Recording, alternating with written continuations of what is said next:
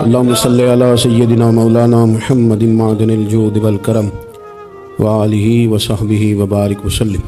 حمد و صلاۃ کے بعد اللہ تعالیٰ اپنے بندوں سے بڑی ہی محبت فرماتا ہے۔ بغیر طلب کے، بغیر دعا کے رزق، مال، اولاد، صحت، عافیت، دوست، احباب، ماں باپ، یہ سب نعمتیں اللہ بغیر طلب کے بندوں کو عطا فرماتا ہے۔ اللہ تبارک و تعالیٰ اپنے بندوں کے حق میں رحمت والے فیصلے کرتا ہے، درگزر والا معاملہ فرماتا ہے۔ جگہ جگہ قرآن مجید میں اللہ تعالیٰ نے اپنے بندوں پر رحمت کرنے کا ذکر فرمایا ہے۔ ان اللہ یغفر الذنوب جمیعا، فرمایا بے شک رب تمہارے سارے ہی گناہ معاف فرما دے گا، تم نا امید نہ ہونا، وہ معاف کر دے گا تمہیں۔ قرآن مجید میں فرمایا ان اللہ بالناس لرؤوف الرحیم، بے شک اللہ اپنے بندوں پر بڑا ہی مہربان اور نہایت ہی رحم کرنے والا، رؤوف اور رحیم ہے، بڑا مہربان ہے، کرم فرماتا ہے۔ اللہ تعالیٰ اپنے بندوں سے بڑا جلد راضی ہو جاتا ہے، وہ اپنے بندوں کو بہت زیادہ مشقت میں نہیں ڈالتا، وہ اپنے بندوں سے اپنی نعمتوں کا بدلہ نہیں چاہتا، بہت سخت مشقت والی عبادتیں نعمتوں کے بدلے نہیں چاہتا، وہ بڑی جلدی رحم فرماتا ہے۔ ماں پیار کرتی ہے اپنے بچے سے، لیکن وہ ناراض بھی ہو جاتی ہے بعض چیزوں پہ، بعض معاملات اس کا دل بھی دکھاتے ہیں، بعض جگہ وہ رو کے یہ بھی کہتی ہے کہ تو نے میری محبت کا کوئی نتیجہ نہیں مجھے دیا، میری ساری کمائی تو نے ضائع کر دی۔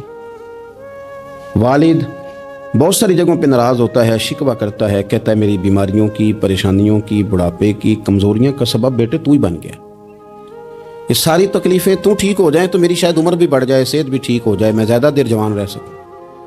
ناراض ہوتے ہیں ماں باپ، اسی طرح ماں باپ راضی بھی ہو جاتے ہیں، وہ بڑی جلدی راضی ہو جاتے ہیں۔ میں اکثر کہتا ہوں کہ والد کو راضی کرنے میں 5-7 منٹ لگ جاتے ہیں، اماں تو 1.5-2 منٹ میں راضی ہو جاتی ہے، ابا جی کو 5-7 منٹ لگتے ہیں، کئی دفعہ کہنا پڑتا ہے، کوئی دلائل دینے پڑتے ہیں، لیکن والدہ کے لیے تو کچھ بھی نہیں، آپ نیلا جا کے پیروں میں بیٹھ ہی جائیں، کچھ بھی نہ کریں، آپ پورا روئیں نہ، رونے والا منہ ہی بن جائے، تو اماں تو نرم ہی نرم ہے، جس وقت جو مرضی آپ کرا لیں ہو گیا۔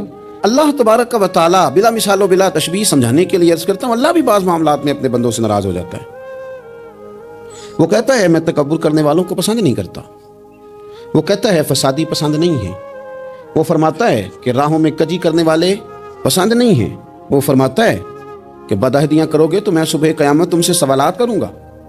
اللہ تبارک و تعالیٰ بہت ساری چیزوں کو ناپسند کرتا ہے، ناراض ہو جاتا ہے، بلکہ نبی پاک صلی اللہ تعالیٰ علیہ وسلم نے فرمایا تم بات کرتے کرتے کوئی ایسا جملہ بول دیتے ہو کہ رب اتنا ناراض ہوتا ہے تمہیں پتہ بھی نہیں ہوتا، تمہارے لیے جہنم کا فیصلہ کر دیتا ہے۔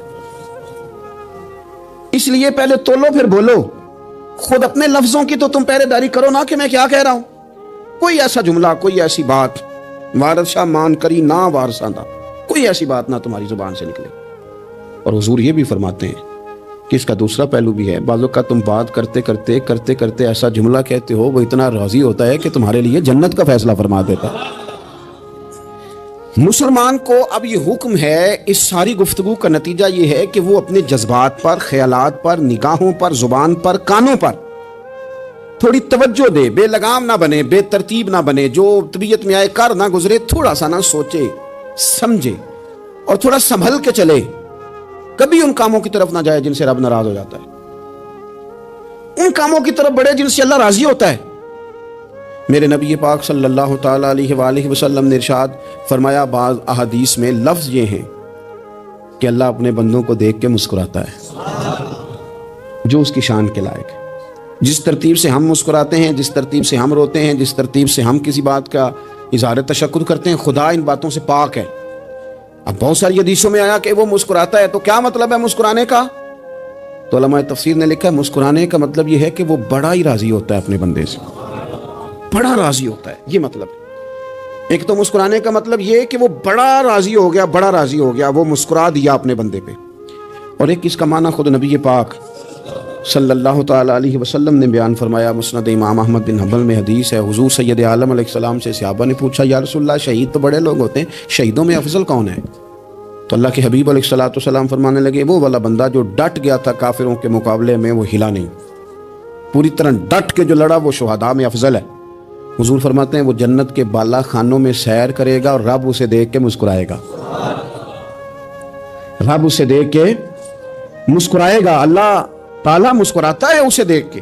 اور اگلے جملے میں حضور نے وضاحت کر دی، فرمایا جب رب دنیا میں کسی پر مسکراتا ہے نا تو اس کا معنی یہ ہے کہ قیامت میں پھر اللہ اس سے حساب کوئی نہیں لے گا۔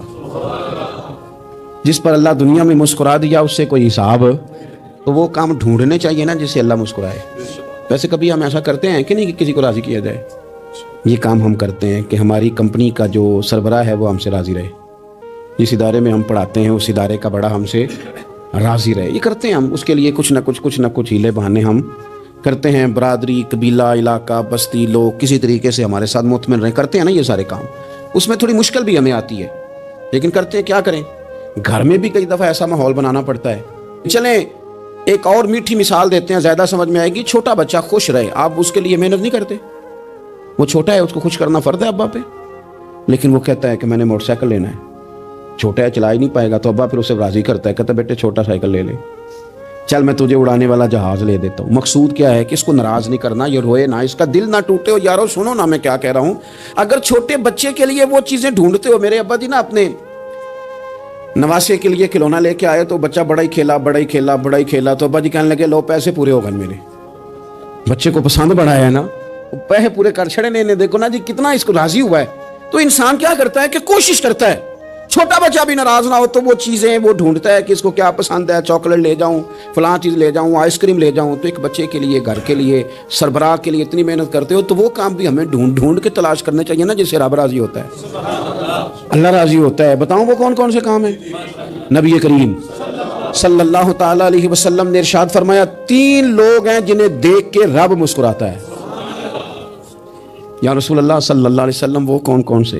تو محبوب فرمانے لگے ایک وہ بندہ ساری مخلوق سوئی ہے، آدھی رات ہے، رات کا پچھلا پہر ہے، اس نے اٹھ کے وضو کر لیا، مصلی پہ کھڑا ہو گیا خدا کی یاد میں، فرمایا اسے دیکھ کے رب مسکراتا ہے جو اس کی شان کے لائق ہے۔ مسکراتا ہے اللہ۔ یہ تو سونے کا ٹائم تھا، یہ تو گہری نیند آنے کا وقت تھا، رات کا پچھلا پہر۔ رات پوے تے بے درداں نو نیند پیاری آوے، تے درد منداں نو یاد سجن دی ستیاں وی آن جگاوے۔ اور ساون کی کالی راتوں میں جب بوندا باندی ہوتی ہے، وہ راتوں کو اٹھ روتے ہیں جب خلقت ساری سوتی ہے، اللہ مسکراتا ہے۔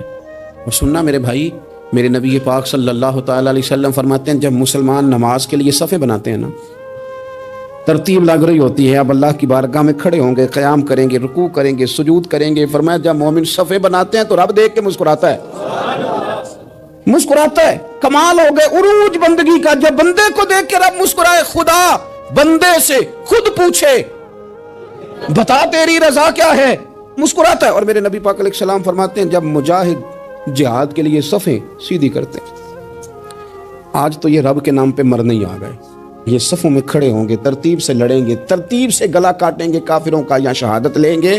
فرمایا جب جہاد کے لوگ صفیں بناتے ہیں تو رب انہیں دیکھ کے مسکراتا ہے۔ کتنے نصیبوں والا وہ بندہ ہے جسے دیکھ کے مسکرا دیا۔ او یار کبھی تیرا بیٹا تیرے سامنے مسکرائے نا چھوٹا، تو تیرا دل باغ باغ ہو جاتا ہے۔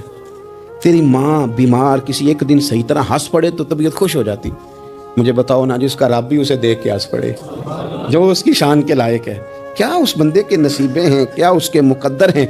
آپ اس مقام پر اپنے آپ کو لائیں۔ اب دیکھیں نا یہ حدیث آپ نے سن لی، اب ہم نے نا اس طرح صفحے نہیں بنانے جس طرح ساری دنیا، اب ذرا صفحے بھی شوق سے بنائیں گے، آپ ذرا تھوڑا سا شوق پیدا کریں گے، بھئی یہ تو میں وہ کام کرنے لگا ہوں جسے دیکھ کے رب مسکراتا ہے۔ نبی پاک صلی اللہ علیہ وسلم نے فرمایا جب کوئی بندہ توبہ کرتا ہے نا، ہم توبہ کا رٹا لگاتے ہیں، یا اللہ میری توبہ، یا اللہ۔ اور توبہ کا تو مطلب یہ ہے کہ پچھلے گناہوں سے پکی توبہ، آج کے بعد یہ غلطی نہ کرنے کا پکا وعدہ۔ تو نے ساری شب برات رو کے گزاری ہے، بتا سویرے جھوٹ جوڑنے کا ارادہ ہے تیرا، آج کے بعد رشوت تو نہیں نہ لے گا، ملاوٹ تو نہیں نہ کرے گا، یہ توبہ ہے۔ اور اگر سارے کام اسی طرح کرنے ہیں تو پھر یہ توبہ کا رٹا ہے، جتنا مرضی لگاؤ۔ حضرت علی بن ربیعہ رضی اللہ تعالیٰ عنہ فرماتے ہیں میں مولا علی کے ساتھ تھا، مقام حرہ کی طرف جا رہے تھے، حضرت علی نے ہاتھ اٹھا کے دعا مانگی ہماری تعلیم کے لیے، ورنہ حضرت علی ہم صحابہ کو محفوظ عن الخطا تو مانتے ہیں نا، ہاتھ اٹھا کے کہا اے اللہ ہمارے گناہ بخش دے، تیرے علاوہ کوئی معاف کرنے والا نہیں۔ اور پھر حضرت علی آسمان کی طرف دیکھا اور دیکھ کے نا حضرت علی بن ربیعہ کو تو مسکرائے۔ حضرت علی بن ربیعہ کہنے لگے حضور مسکرائے کیوں ہو؟ فرمانے لگے ایک دن میں حضور کے ساتھ اسی طرح آیا تھا، اسی طرح حضور نے دعا فرمائی تھی ہماری تعلیم کے لیے، اور پھر حضور مجھے دیکھ کے مسکرائے تھے اور فرمایا جب کوئی بندہ رب کی بارگاہ میں اس طرح استغفار کرتا ہے تو رب مسکراتا ہے اور مسکرا کے فرماتا دیکھ لو میرے بندوں کو پتا ہے کہ میرے علاوہ معاف کرنے والا کوئی نہیں، انہیں پتا ہے، تم اس کی بارگاہ میں رجوع تو لاؤ، آؤ تو صحیح دو آنسو لے کر۔ اقبال کہتے ہیں کہ موتی سمجھ کے شان کریمی نے چن لیا، قطرے تو گرے میرے ار کے انفعال کے، دو میں نے آنسو بہائے تھے تو اس کے کرم نے تو موتی سمجھ کے چن لیے۔ سنو نا حضور اس استغفار کو، اللہ کو یار رات کو توبہ کر کے سونا چاہیے ہمیں۔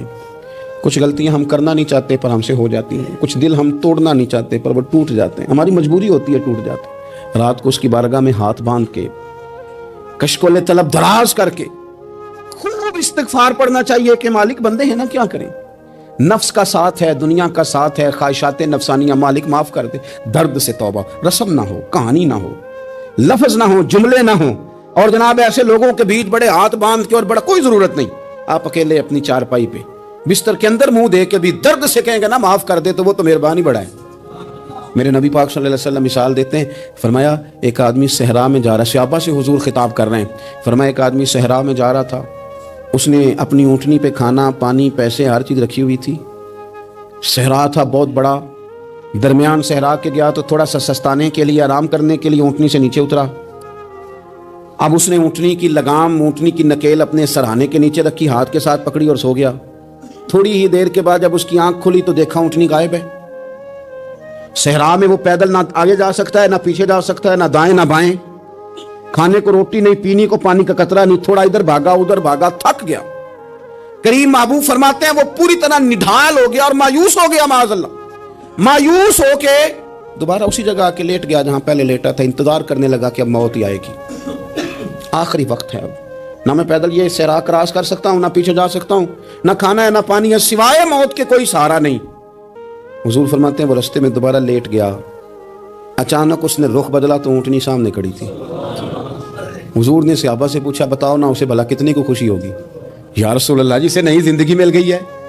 آپ دیکھیں نا سارے ڈاکٹروں نے کہہ دیا کہ اس کے تو گردے معدہ جگر ہر چیز ختم ہے، گھر لے جاؤ خدمت کرو، ہر طرف پریشانی ہے۔ وہ بندہ بھی سمجھ گیا ہے کہ آخری وقت آ گیا، کل جاؤں پرسوں جاؤں، تیاری ہو گئی، سب لوگ آ گئے، باہر والے بھی آ گئے، یہ ماحول ایک عجیب رنگ اختیار کر گیا۔ اچانک ایک ڈاکٹر نے آ کے کہا نہیں غلطی لگ گئی تھی۔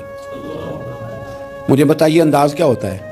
بغیر دوائی کے بندہ اٹھ کے کھڑا نہیں ہو جاتا، او میں تو بچ گیا ہوں۔ نبی پاک صلی اللہ علیہ وسلم فرمانے لگے اس کی اونٹنی مل گئی، بتاؤ بھلا اسے کتنی خوشی ہوگی؟ یا رسول اللہ وہ تو دوبارہ دنیا میں آ گیا۔ حضور فرمانے لگے اسے کچھ بھی خوشی نہیں ہوئی۔ جب کوئی رب کا گناہگار بندہ آ کے توبہ کرتا ہے، رب کو اس سے کئی گنا زیادہ خوشی ہوتی ہے۔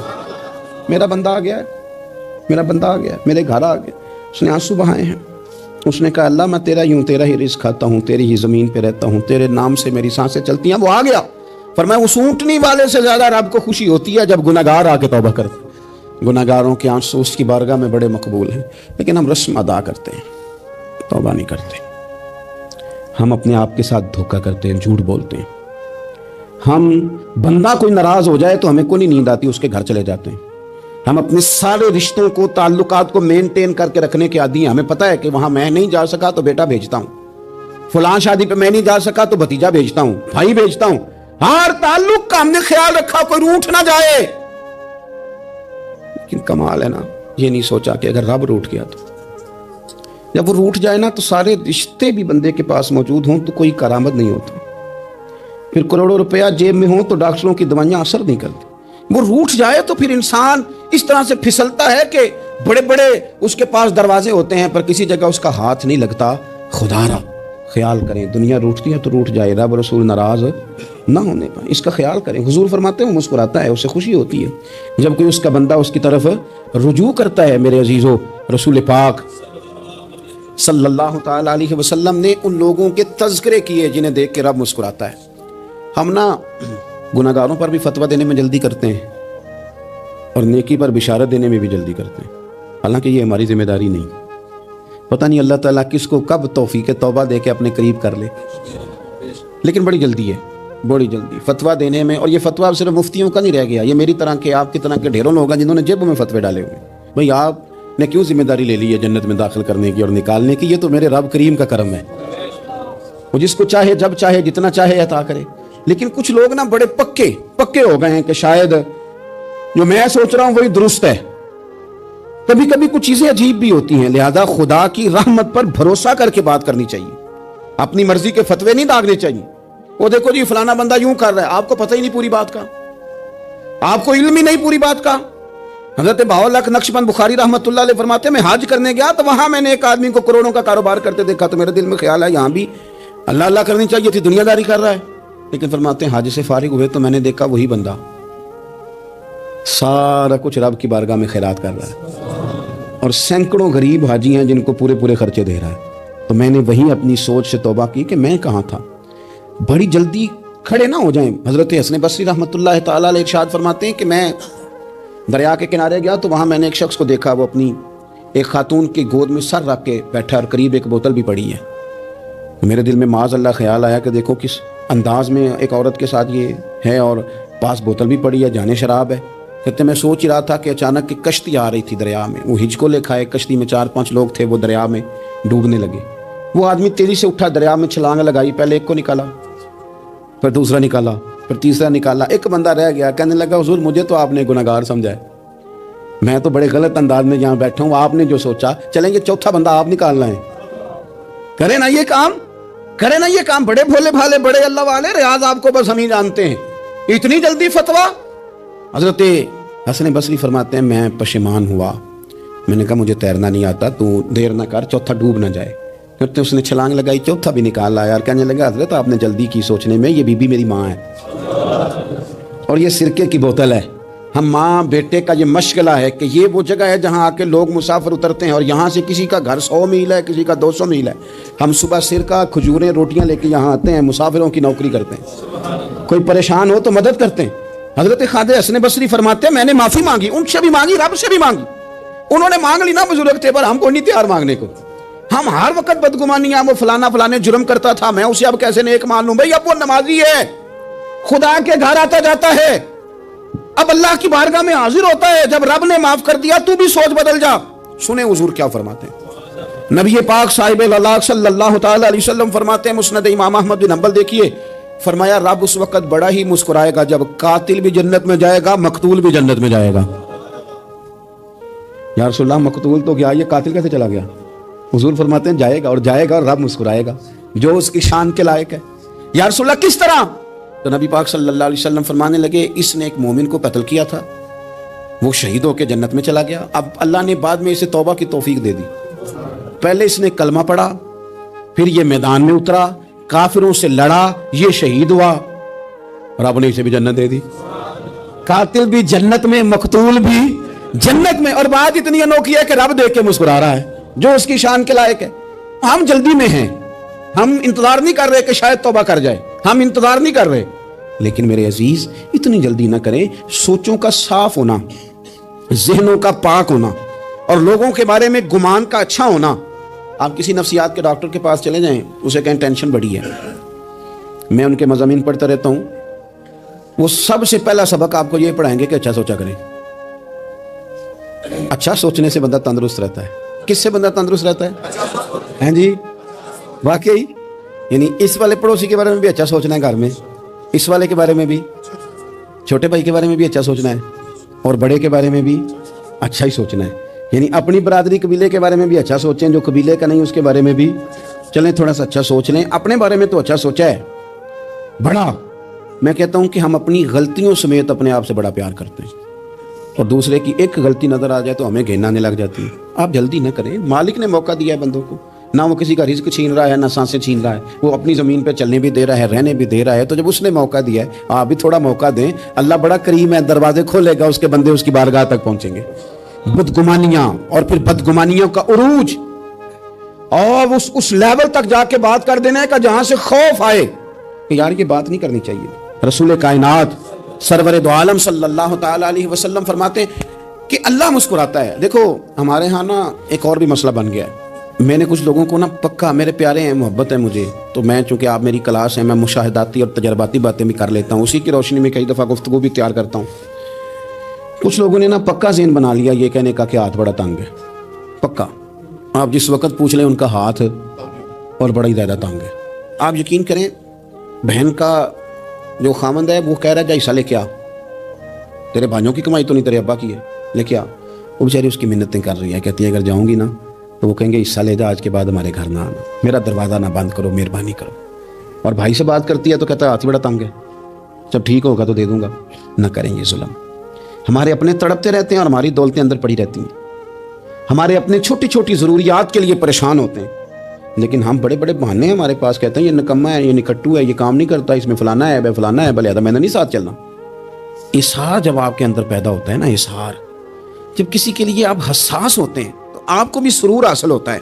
نہ کریں یہ کام کہ آپ کو اللہ نے وسعت دی اور ہر وقت آپ ہاتھ تنگ ہونے کا رونا رو رہے ہیں، ہر وقت آپ یہ کہہ رہے ہیں میں بڑی آزمائش میں ہوں، جب خدا نے آپ پہ نہیں ڈالی تو اتنے جھوٹ بولنا صرف اس لیے کہ میرے پیسے بچ جائیں، صرف اس لیے کہانی سنانا کہ حالات میرے بڑے خراب ہیں کہ کوئی بندہ میرے سے کوئی تھوڑا بہت قرض نہ مانگ لے۔ سنو، نبی پاک صلی اللہ علیہ وسلم کے پاس مہمان آ گیا، بخاری مسلم ہے، حضور نے ازواج مطہرات کے گھروں میں پیغام بھیجا کچھ چیز ہے ضیافت کے لیے، یا رسول اللہ کچھ بھی نہیں، یہ دو جہاں کے شاہ ہیں اور پاس کچھ رکھتے نہیں، دو جہاں کی نعمتیں ہیں ان کے خالی ہاتھ میں، یا رسول اللہ کوئی چیز بھی نہیں۔ حضور نے صحابہ کے مجمع پہ نظر ڈالی، یا رسول اللہ صلی اللہ علیہ وسلم حکم ہو، تو حضور فرمانے لگے تم میں سے کوئی بندہ ہے جو اسے گھر لے جائے روٹی کھلائے۔ ایک صحابی اٹھے فوراً، حضور میں لے کے جاتا ہوں کھانا کھلاتا ہوں، فرماتے ہیں میرے گھر میں صرف بچوں کا کھانا تھا، یہ نہیں کہ فریزر بھرا ہوا ہے نعمتوں سے، صرف بچوں کا کھانا، یہ نہیں کہ کسی کو دے کے اپنی ہنڈیا پہ برتن دے لیا، صرف بچوں کا کھانا۔ کہتے ہیں گھر گیا، بیوی سے کہا کیا کیفیت ہے، کہنے لگی بچوں کی روٹی ہے۔ میں نے کہا بچے سلا دے، صبح ناشتہ کر لیں گے۔ تو کہنے لگی آپ کیا کھائیں گے؟ تو میں نے کہا نہ میں کھاؤں گا نہ تو کھائے گی، مہمان جو نبی پاک کا ہے۔ کہا اچھا، اب ذرا تجویز دیکھو میاں بیوی کی سوچی آپس میں۔ کہتے ہیں کھانا لگا دینا، کیونکہ ایک آدھ بندے کا کھانا ہے۔ اپنی غربتوں کا ہر جگہ اظہار کرنا، رونا رونا، یہ دیکھو غربت کیسے چھپائی جا رہی۔ اس کو کہا نہیں کہ چل تو تھوڑا رحم کھا، تو آیا ہے تو تھوڑا رحم کھا، یہ نہیں کہا اٹھ کے نا تو کھانا رکھنا اور اٹھ کے نا چراغ ٹھیک کرنے کے بہانے بجھا دینا۔ ہم دنیا والوں کے سامنے کیوں اپنے دکھ بیان کریں؟ ہم جو کہیں گے رب رسول کی بارگاہ میں کہیں گے۔ تو نا چراغ ٹھیک کرنے کے بہانے، اہلیہ اٹھی کھانا دینے کے بعد چراغ ٹھیک کرنے کے بہانے بجھا دیا، خامد بھی ہاتھ چلاتے رہے، بیوی کبھی برتن رکھتی کبھی اٹھاتی، پتہ چلے کہ کھانا کھا رہے ہیں، کھانا کھایا جا رہا ہے۔ کہتے ہیں مہمان پیٹ بھر کے کھانا کھا گیا۔ یہ کام ہوا رات کے اندھیرے میں، اس وقت ہوا جب چراغ بھی بند تھا، اس وقت ہوا جب کوئی دیکھنے والا نہیں تھا، کسی پڑوسی کو بھی خبر نہیں تھی۔ فرماتے ہیں صبح کے اجالے میں اس مہمان کو لے کے مسجد نبوی میں نے قدم رکھا تو نبی کریم نے فرمایا رات جو تم نے کام کیا ہے نا، اسے دیکھ کے میرا رب بڑا مسکرایا ہے، اللہ بڑا مسکرایا ہے۔ اللہ تر دامنی پہ شیخ ہماری نہ جائیے، ہم دامن نہ چھوڑ دیں تو فرشتے وضو کریں۔ یہ شان ہے صحابہ کی۔ نبی کریم علیہ السلام نے فرمایا رب رات مسکرایا تیرا یہ انداز دیکھ کے، اور اس نے قرآن نازل کیا وَيُؤْثِرُونَ عَلَىٰ أَنفُسِهِمْ وَلَوْ كَانَ بِهِمْ خَصَاصَةٌ۔ کچھ لوگ وہ ہیں جنہیں بڑی بھی ضرورت ہو تو دوسروں پر اثار کر دیتے ہیں، قربانی دے دیتے ہیں۔ رب مسکرایا ہے، اندر پیسے رکھے ہوئے ہیں، اندر پیسے رکھے ہوئے ہیں، اور بہن آ کے منت کر رہی ہے کہ بھائی حالات بڑے خراب ہیں، تھوڑی سی مہربانی کر۔ تو کہتے ہیں بہن پردہ یہ ہے بس، کیسے بتاؤں تجھے حالات، مجھے کیا بتاؤں، کام کتنی مشکل سے چلتا ہے، یہ پردہ یہ بس۔ بہرحال اگر تو نے کہا ہے نا 50,000 تو میں زیادہ نہیں کوئی 20 کو دے دوں گا تجھے، وہ بھی خاصی نیکی کر کے، وہ بھی بتا سکھا کے۔ رات اماں پہ علیحدہ سے احسان چڑھاؤں گا، ابا پہ علیحدہ سے چڑھاؤں گا کہ تمہاری بیٹی کے ساتھ تعاون کر رہا ہوں، سارے علاقے کو ویسے ہی بتاؤں گا۔ اور وہ غریبنی بیچاری 20,000 لے کے گھر گئی ہے، پہ سفارشیں کر رہی ہے کہ مہربانی کرو۔ میں نے ایسے بھی دیکھے ہیں جو پہلے بیوی کو پکڑاتے ہیں، تو دے، اس لیے کہ پھر وزیر اعظم تو ڈنڈا نکال لے گا تو بڑا مشکل ہو جائے گا پھر گھر میں رہنا، لہذا وہ یہ تو آگے لگ۔ یہ کیا لہجہ ہے آپ کا؟ یہ تو کسی کو بھی دیں تو چھپا کے دینے کا حکم ہے، کسی کو بھی دیں تو ہمیں حکم یہ ہے کہ سیدھے ہاتھ سے دینا ہے، الٹے کو خبر۔ اور یہ جو بالکل ہی اپنے ان پر تو پردہ پوشی آپ کے لیے ویسے ہی ضرورت تھی۔ میرے عزیز، رب مسکراتا ہے۔ میرے نبی پاک علیہ السلام نے یہ اعمال ہمیں بتائے جن پر اللہ مسکراتا ہے، خوش ہوتا ہے۔ اور بعض لوگوں کو حضور نے نامینیٹ کیا، حضرت سعد بن معاذ رضی اللہ تعالیٰ عنہ عظیم صحابی تھے۔ یہ وہ خوبصورت صحابی ہیں جن کے جنازے کو کندھا میرے نبی پاک نے عطا فرمایا، حضور نے کندھا عطا فرمایا۔ کمال ہو گئی، نرخ بازار محبت کا انوکھا ہی ہو گیا، خود خریداروں میں شامل آ کے مولا ہو گیا۔ حضور نے کندھا دیا۔ حضرت سعد بن معاذ رضی اللہ تعالیٰ عنہ کا جب جنازہ اٹھا، ان کی والدہ رو پڑی، بڑے درد سے روئی، ماں تھی نا۔ ان کی آواز جب حضور تک گئی تو نبی پاک نے فرمایا آنسوؤں کو روک لے، آواز کو کم کر لے، تیرے بیٹے کی تو جب روح پرواز ہوئی ہے تو رب مسکرایا ہے. جس کے آنے پہ رب راضی ہو مسکرا دے جو اس کی شان کے لائق ہے. یہ تو وہ لوگ ہیں کہ جن کے جانے پر نا رب, وہ کسی نے کہا تھا کہ میرے مرنے پہ ہر سو شور مچ جائے گا, دیکھو گے میرے مرنے پہ ہر سو شور, تمہیں پتہ چل جائے گا جب ہم جائیں گے, میرے مرنے پہ ہر سو شور مچ جائے گا دیکھو گے, اور کہنے الوداع سرکار خود تشریف لائیں گے. اور درویش کہنے لگے بعد مرندے مکھڑا میرا ہو جاوے جے تازہ, پھر سمجھ لینا محبوب میرے نے آن پڑے ہے جنازہ. اور عاشق کا جنازہ ہے ذرا دھوم سے نکلے اور محبوب کی گلیوں سے ذرا گھوم کے نکلے. فرمایا کہ ان کے تو جانے پہ رب کریم. اور حضور نے ایک دعا بھی دی. حضرت ابو طلحہ, حضرت طلحہ رضی اللہ تعالیٰ عنہ صحابی تھے, ان کا وصال ہو گیا تو حضور نے دعا بھی دی. فرمایا یا اللہ جب میرا طلحہ آئے نا تو اس سے مسکرا کے بات کرنا, یہ تجھ سے مسکرا کے بات کرے جو تیری شان کے لائق ہے. تو اللہ تعالیٰ غائب درجے راضی ہوتا ہے. ایک دفعہ پھر بات دہراتا ہوں, جو میدان میں ڈٹ کے شہید ہو رب اسے دیکھ کے مسکراتا ہے جو اس کی شان کے لائق. جو توبہ صحیح کریں سچی کریں رب انہیں دیکھ کے مسکراتا ہے جو اس کی شان کے لائق ہے. جو نماز کے لیے صفے بنائے رب انہیں دیکھ کے مسکراتا ہے. جو جہاد کے لیے صفے بنائے رب دیکھ کے مسکراتا ہے.